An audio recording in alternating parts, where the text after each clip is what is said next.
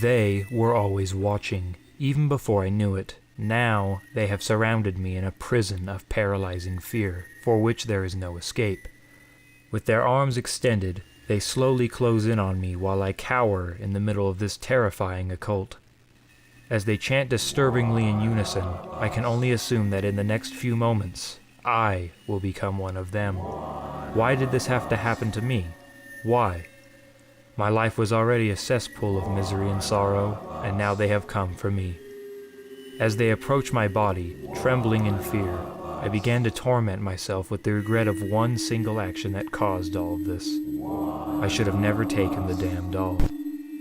With my life seemingly flashing before my eyes as the figures drew closer, I recalled a memory of my parents and how they wanted me to attend college years earlier so I could make a better life for myself and have the advantages they didn't. I decided to not let them down and at least try to find a pathway to some sort of promising career, even if I had no idea where to begin. I remembered spending night and day pushing to keep up my grades and working part-time to help my parents pay for tuition when I eventually was convinced to continue my education. Much like the entities that have currently surrounded me, another demon has always been watching, always waiting to strike.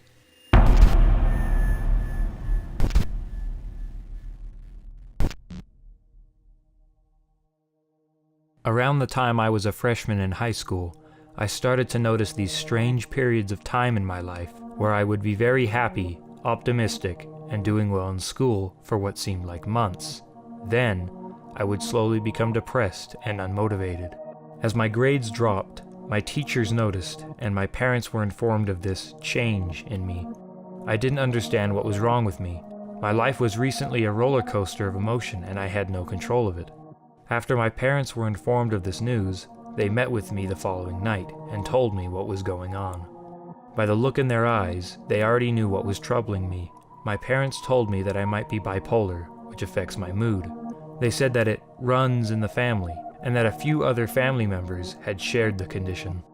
While I was still trying to understand what they were even talking about, my parents took me to various doctors the next day. After a few tests, they confirmed the diagnosis as bipolar disorder, also known as manic depression. Usually, every doctor would say something along the lines of this condition's symptoms being more difficult to cope with as a person gets older, and that there is no cure. I still didn't understand what was fully going on, but I knew one thing: something was definitely wrong. Even with therapy, every doctor came up with the same primary solution: prescription medication. Shortly after, my parents started me on the medications, trying various prescriptions until one seemed to help suppress the mania the best. The medication made me feel like a part of my very being was suppressed, locked in a cage of mental purgatory. Simply put, I didn't feel like me anymore. I told my parents about how strange I felt, but they insisted that it was for the best. Through the rest of high school, I continued to take the pills. The waves of inconsistent emotion ended, but I felt like a different person from then on. I was already an introverted person with no friends, but the pills made me even more reclusive than before. Luckily, I found a way to escape the dullness and solitude I felt, which allowed me to cope. I found my refuge in art. I discovered that drawing particularly helped me deal with the melancholier times of the day. I decided to sign up for a drawing class in my second semester of freshman year.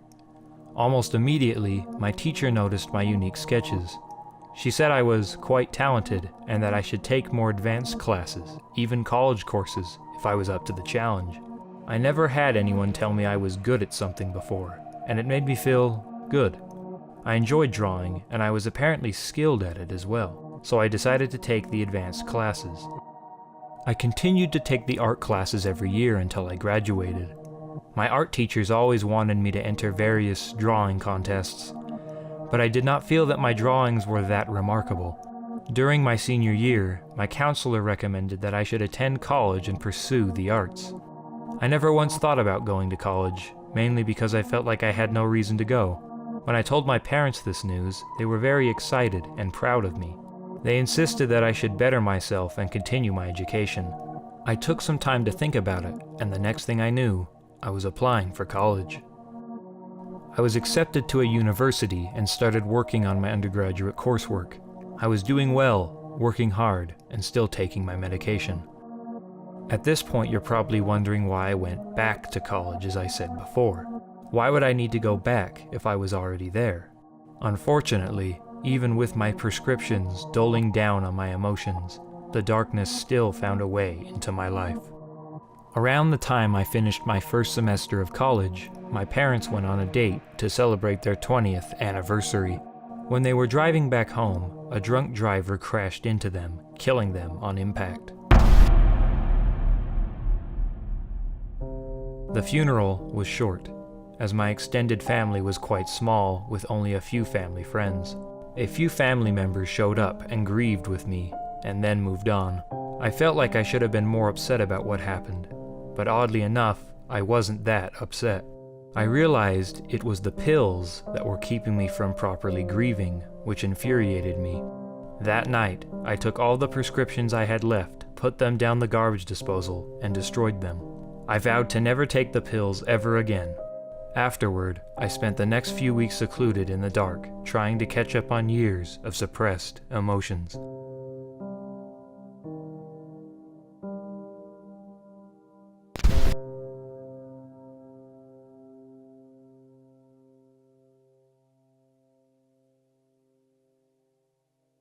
It seemed as if a metamorphosis happened during those few weeks. I felt joyful and free of anguish at the end of my seclusion. I had not felt this good since I started high school all those years ago. In fact, I felt great. I realized that I needed to step up and go back to college. It's what my parents would have wanted. When they died, they were in debt, so any assets they had went towards those debts. I was able to keep the house, but the rest of the money went towards their debts. I knew that if I wanted to continue my education, I needed to find another job and keep pushing. When I went back to college, I realized that I was experiencing what my doctors had called the high period of my mania, which allowed me to excel in my coursework and become optimistic about the future, but also meant that the darker side of me would have its turn, eventually. I was also concerned that when I stopped taking the medication, I would lose my interest in drawing. Turns out, I wanted to draw even more than ever before. Due to the college art classes I took in high school, I was able to add those credits to my degree and take more advanced courses. One of them in particular was interesting. There were no weekly assignments and no exams. There was only one project: to draw something that would amaze the world. When I heard those words from my art professor that first day of class, I knew exactly what I was going to do. When I got home from that first day of class, I began planning my grand vision. I decided to draw what I could only describe as a transformation of self. However, my plans required me to draw the human form, which I had never done before. I decided I should seek advice on how to approach this problem. I asked my art professor the following day for help, and he recommended that I find a mannequin, a human-like figurine which would help me visualize a person's body. He gave me a few places to look for one, and I was on my way. I spent the rest of the day asking several other art professors about where to find this figurine, and then checking various art stores to see if it was for sale. After hours of looking, I could not find a single one. Apparently, these figurines sell out very quickly around the time a new semester begins, due to the numerous art students buying them up for art projects, so I was out of luck. I didn't have a lot of time to keep looking because I was a full-time student, and I needed to get started on my other coursework. Just as I was about to give up on my search, it seemed my luck was about to change. Unfortunately, my next few moves would unknowingly, sooner or later, have dire consequences. I always parked my car next to the Institute of Religion during my time attending college. It was very close to my first and last classes of the day, which reduced the number of steps I needed to take every day. On top of that, I discovered that by walking through the main hallway of this building, I was able to move around more efficiently, which made it even easier to get where I was going. As I was walking through the religious institute with haste, so I could drive home and try to find another way to approach the art project, I sharply turned a corner. Missing the wet floor sign, I slipped on a puddle of water and nearly fell to the ground, causing me to inadvertently throw my car keys down a flight of steps into the basement floor of the building. After recollecting myself for a few moments and realizing what had just occurred, I proceeded to the basement to retrieve my keys. As I walked down the stairs, the reverb echoed through the stairway with every step. As I reached the basement, I noticed it was dimly lit, but I was able to see my keys faintly twinkle at the base of the stairway. As I picked them up, I overheard strange mumblings coming from a room a few doors down the hallway of the basement. I identified the correct door, as it was cracked open, causing the light in the room to escape into the hallway, creating the dimly lit space. As far as I had heard, the basement of the building was rarely used, which contained storage for supplies, records, and similar items. This discovery became more curious to me because the building was about to shut down for the night, and people usually were never down here. With my curiosity piqued, I decided to investigate this peculiar event. The closer I came to the door, the louder the voices became, and the faster my curiosity turned into fear. Surprisingly, the mumblings from the doorway neutralized the sound of my squeaking, still wet shoes from my slip earlier.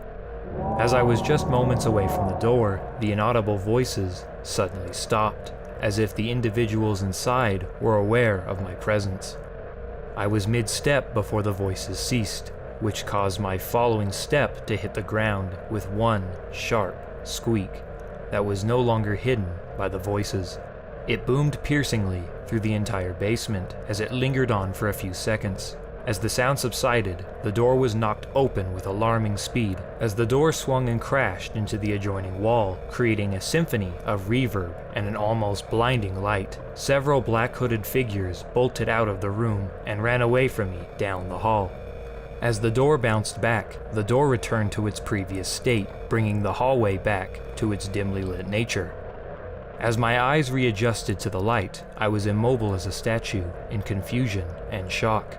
After a few moments of comprehending what had just occurred, I cautiously continued for the door, waiting for another surprise to come running out. When I got to the door, I slowly reached for the handle, took a deep breath, and slowly opened the door. As the light entered my eyes, I was blinded momentarily. Then my eyes readjusted. I then was able to see what secret was hiding behind the door.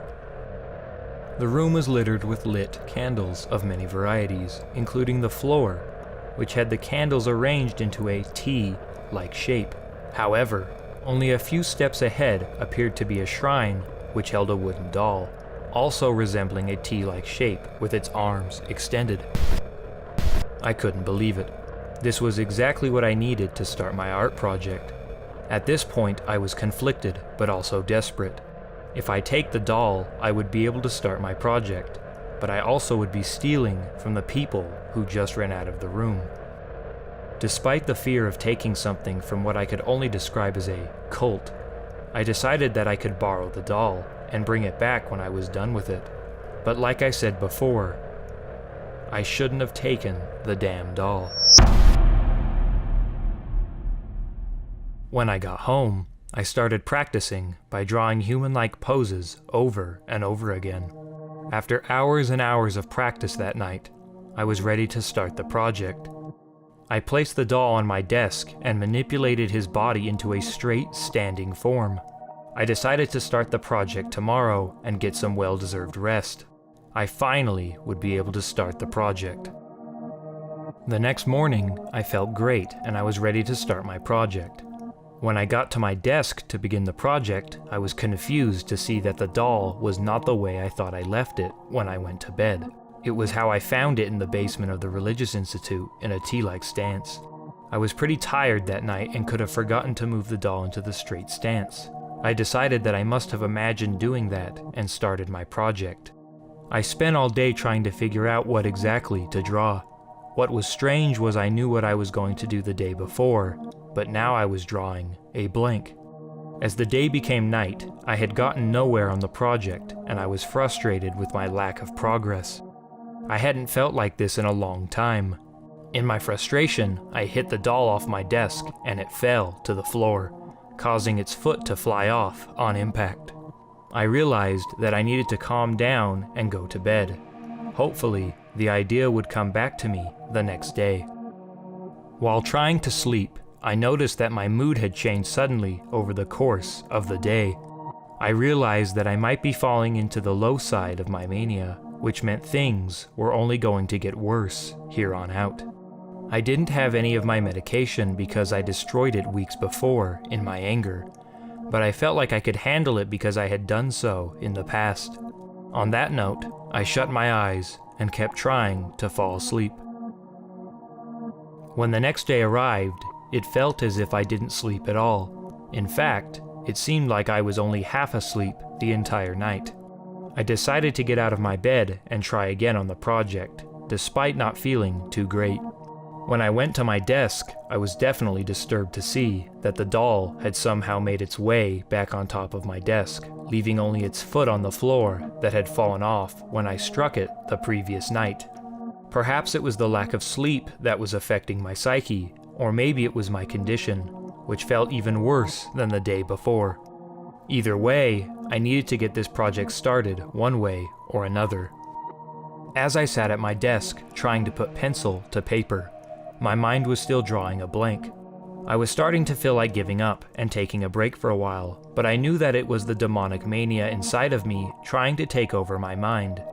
As I was fighting my inner darkness, a soft and quiet voice abruptly entered my mind. Join us and become one of us.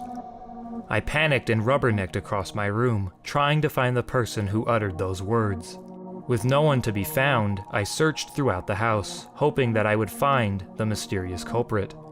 Still with no luck, I looked out my window to see if someone was outside, but not a soul was around. At this point, I felt like I was starting to go mad. I was scared, trying to figure out what was going on with me. Maybe it was my condition, and this was my punishment for stopping the medication. As I was cycling through the various possibilities, I realized something. Everything was fine until that doll came into my life. I immediately ran to my room, grabbed the doll from my desk and its foot from the floor, went outside, and threw it in the garbage can. After I came back inside, I felt like whatever was causing me this torment had detached from me, which only strengthened my suspicions about the doll's influence. I decided to try again on the project now that I was feeling much better. I was starting to remember what I wanted to draw and began trying once more to sketch my vision. I spent the rest of the day putting together in my head my original idea, which was slowly coming back to me. During this process, I threw away countless sheets of rough drafts and ideas into my trash can as I continued getting closer to perfection. As the night arrived, I finally realized what it was that I wanted to draw, and drew up a quick sketch to make sure I wouldn't forget it again. I was still concerned about the doll and if it was going to turn up again, so I went outside to check the garbage to discover that the doll was still there. As soon as I saw it was still there where I left it, I quickly shut the lid and ran inside. I decided to call it a night and go to bed, confident that I had nothing to worry about. I fell asleep quickly that night without any disruptions, feeling optimistic about the project.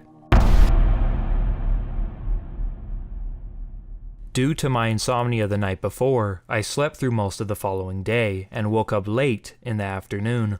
Feeling refreshed, I was ready to continue the project. I realized that my desk trash can was full to the brim with crumpled up rough drafts and failed attempts from the days before. I decided to take out the trash to make room for more future drafts. I went outside, dumped the trash, and started to walk away. Just as I was about to go inside, I paused for a moment and realized something was wrong. I ran back to the garbage can and flung open the lid as I vigorously emptied the garbage can until I realized that the doll was not there. In disbelief, I headed back to my room, hoping that the wooden curse had disappeared forever, only to discover that once again, the doll had returned to my desk with its foot reattached. Maybe I was really going crazy because something bizarre was going on. I also noticed my sketch was missing from my desk and replaced with the written form of the same phrase I had heard in my head the following day. Infuriated, I grabbed the doll off my desk once again, headed to my front door, and chucked the doll straight out of the house. I slammed the door shut and slowly slid to the floor with my back against the door as I tried to relax. As I hit the ground now sitting, my eyes were closed, and I took a deep breath.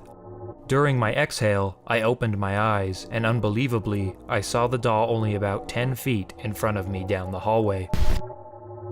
In a primal rage, I ran up to the doll and kicked it like a soccer ball further down the hall as it crashed into a corner of a wall, breaking off a few pieces. As I went to finish what I started and destroy the doll, the ceiling light started to flicker for a second, then returned to normal. Moments later, all of the lights in the house suddenly shut off. At this point, I realized that nightfall was nearing and coming fast. With only a faint beam of light passing through my small kitchen window, I could barely see as I tried to turn on the lights. After quickly learning that the lights would not turn on, I slowly walked towards the doll's crash site. A few steps in, the light suddenly turned back on, and all traces of the doll had vanished. After looking around swiftly for a moment, I noticed the basement door at the end of the hallway was cracked open. I carefully paced towards the basement door and opened it fully. I looked down the mildly lit stairway and could not see anything. I decided to go downstairs and investigate. As I slowly walked down the creaking and dusty steps, I started to feel a large amount of fear grow with each step I took. When I was about halfway down the stairs, the door behind me abruptly slammed shut with incredible force, causing me to jolt mid-step, lose my balance, and fall down the rest of the stairs. As I lied at the base of the stairs, I assessed the physical damage from my fall, which was nothing worse than a few bruises and scratches. Being more careful, I limped up the stairs and opened the door with caution. I peeked out the doorway in search of the doll. After a few seconds of glancing around, I saw the doll doing what I now refer to as a T-pose on my kitchen counter in perfect condition. I struggled not to limp as I ran at the wooden demon and grabbed him once again. This time, I was going to make sure that the doll would meet its end.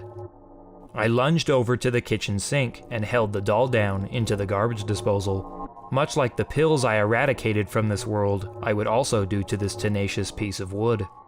I flicked the switch and continued to hold the doll down the drain as the blades of the garbage disposal slashed the doll apart. After a reasonable period of carnage, I turned off the disposal and pulled out what was left of the figurine. All that remained was the base of the doll, along with a metal support bar that held the mannequin in place. Moments after shredding the doll to pieces, the lights once again started to act up, becoming more sporadic than before. Then, all of the light bulbs exploded simultaneously as the room fell to complete darkness. The night had finally arrived. As I stood still in the middle of the kitchen, the house fell into complete silence. As my eyes adjusted to the room, a sliver of the moon dimly casted the room with light. It had seemed that the supernatural phenomenon that had latched onto me had finally left. Sadly, as you already know, the worst had yet to come. While still in the near pitch-black darkness of my kitchen, I started to hear a muffled chanting, much like the mumblings I had heard at the basement of the Institute days earlier. I realized that it was coming from outside as the chants became louder and more unified. I realized that it was not over and that I was not going crazy. I stole their doll, then destroyed it, and now they have found me to seek vengeance. Now knowing that I was not crazy, I decided that I should call for help. I grabbed the phone and started dialing 911, but the phone was not working. I knew that if I stayed in the house, they would surely break in. After a few moments of deciding what to do, I ran out of my house and aimed for a neighbor's house across the street. As I bolted through my front lawn, the same black-hooded figures from the Institute started to follow me. I sprinted up my neighbor's steps and started hitting his door, hoping that he would answer and let me in. Moments went by with no answer as the figures slowly got closer. I decided to continue running as my adrenaline decided to be my motivator to evade this threat. I ran faster than I had ever ran before down the street as the group continued to follow me. I eventually made it to the local park, where I thought I could lose them and escape this terror. As I evaded midway into the park, the chants faded, and I could no longer see a single hooded figure behind me. I was able to catch my breath for a few moments and anxiously look around, hoping I lost them. As quickly as they vanished, they appeared from the shadows. What started out as a group of perhaps 5 or 6 at the house had become an army of cloaked figures. I attempted to make my escape, but they had blocked every direction in a circle of darkness. I started to feel a paralyzing fear crawl up my body as the figures extended their arms and began to T-pose, much like the wooden doll. They then began to chant once more, but this time, I finally understood what they were saying all along. It was the phrase, "One of us." They loudly chanted in unison, "One of us," repetitively as they started to move in closer on me. I started to cry as I apologized for ruining their doll, and yelled at them to leave me alone. My words did not faze this hive mind as they continued to chant and move closer. The overwhelming fear took me to the ground as I entered the fetal position and closed my eyes, praying that I could escape this nightmare. From what I could tell, this could be the end.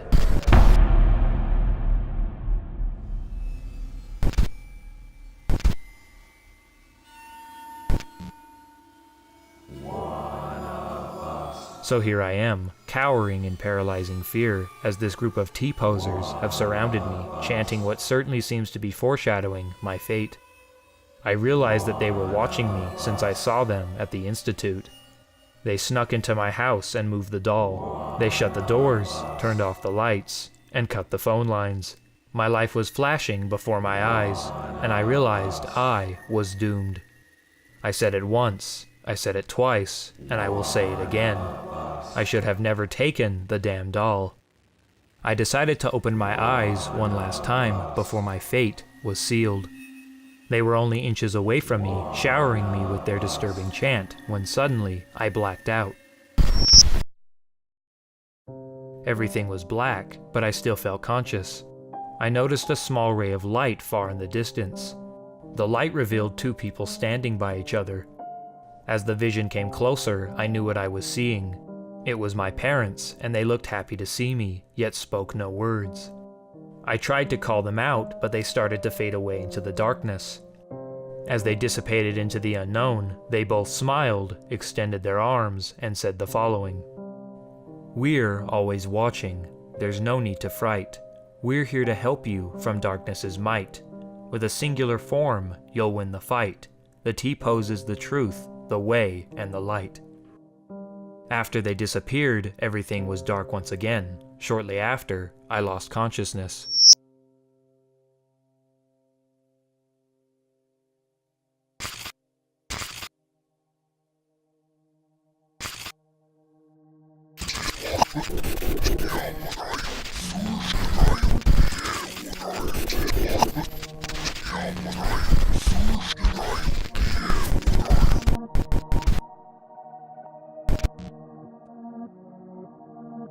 After what felt like hours, I suddenly woke up in my bed. While still in a state of drowsy disarray, something felt different. As I yawned, reality set in, and I realized that I may have been actually dreaming. I could have sworn that the past few days really did occur. They felt so real, unlike any dream I had ever had before. I started to question myself, while still trying to fully wake up, if I really had emerged back into reality. I then remembered the doll and quickly turned my head to my desk. The doll was still there, but in a straight standing position, the same way I had left it that night after the Institute. Still not fully convinced, I leaped out of my bed and looked at my art project. It was the same practice sketches from that night as well. I realized that the night I stole the doll was in fact last night, and that all the other days in between were just a part of one continuous and insane nightmare, which never happened. I was relieved to learn that it was only my imagination all along. I wanted to start on the art project right away. I remembered what my original idea was for the project and was ready to get to work, but recent fictional events had encouraged me to modify my original design. After a few moments of critical thinking, I came up with a new idea for the project. I was confident that this new design would truly amaze the world when it was complete. Right before my pencil hit the canvas, I remembered how I felt about the doll in my dream. Interestingly enough, I came to the conclusion that the dream was wrong. I'm glad I took the doll.